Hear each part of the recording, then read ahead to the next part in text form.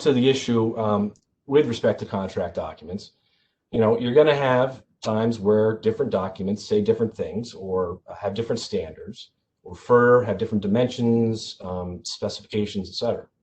So how do you deal with that, especially on the front end when you're trying to bid the project? So some contracts, especially the state contracts you have here in New York, are going to have an order of precedent clause typically. And all that means is they're going to list out the documents, the contract documents, and they're going to tell you which one controls over the other. I'll give you an example here. Consensus Docs actually does this in their contract. They put change orders first, because obviously you're changing the contract, so that should take priority. Then the actual contract, the agreement. And then they list drawings, large scale over small, and then specifications, then owner information, and then other contract documents.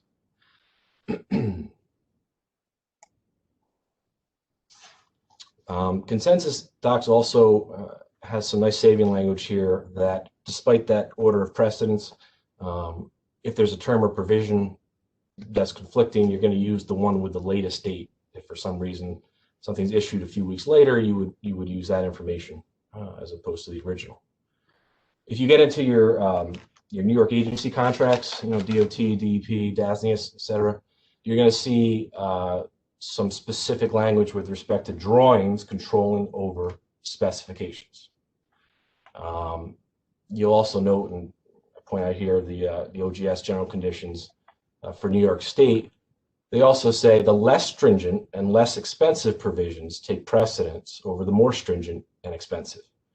This is quite nice because it's the exact opposite of what you're going to find in most owner-modified contracts, right? They're going to require you to do the more stringent or the more expensive whenever there's a conflict.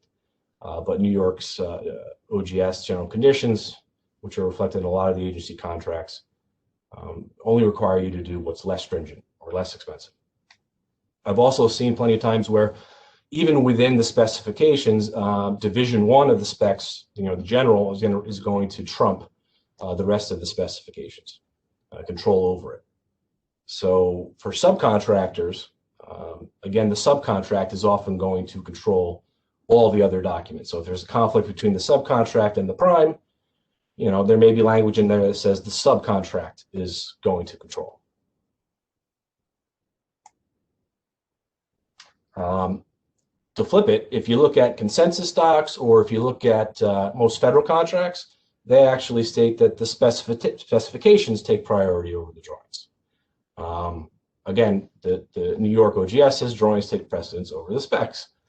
So pay attention to it. We all know that there can be some pretty significant discrepancies between drawings and specifications. When in doubt, and we'll get to this later, but when in doubt, as soon as you identify that ambiguity or conflict, give written notice to whether it's the project engineer or the architect and the owner of that, requesting additional information. When you're signing an AIA contract that has been modified, they actually don't have an order of precedence clause. They take what's called a complementary approach. Essentially, all the contract documents are complement each other, and so you're going to interpret them that way. And who makes this interpretation if there's a conflict? Well, it's typically the owner or the architect, which is not going to go in your favor. But even so, your owners often modify the AIA to include language, and you'll see this in a lot of contracts. It's sort of the opposite of what we just looked at, where you were required to perform the less stringent or less expensive. Well, owners typically want you to perform whatever requires the better quality or greater quantity of work, or to comply with the more stringent requirement. Again, you're going to see that the architect or the owner is going to make that determination. So be very careful, when you're putting your bid in, if, especially if let's say you're a GC early on, and the design is not 100% complete, you really want to keep an eye on this. You don't want to put yourself in a position where you're really bidding on one scope, but because the specs that come out later or some revisions to drawings that come out later change it, the owner can somehow require you to comply with that more stringent requirement. That's why it's so important to have a clear definition of what is a contract document and what is not, and then what takes precedence. Okay?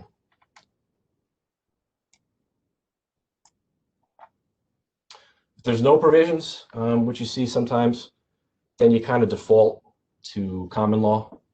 I'm not going to bore you here, but there's quite a few drafting contractual interpretation standards clauses that the courts use. Typically your specific is going to control over your general. So if you're required to do one thing, but in the specifications it gives you far more detail on that requirement than the specification. The court will find that the specification is going to control because it has the more information, the more specificity. You're also going to see courts tend to interpret contracts against the drafter, meaning the person who actually drafted the contract.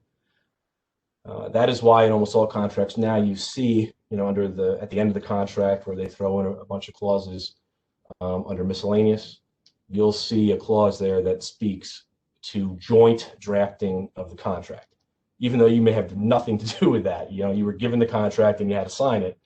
You're affirming that the contract was jointly drafted and that there's going to be no favoritism as far as how a clause is going to be interpreted against one party or the other, which would normally be the default rule.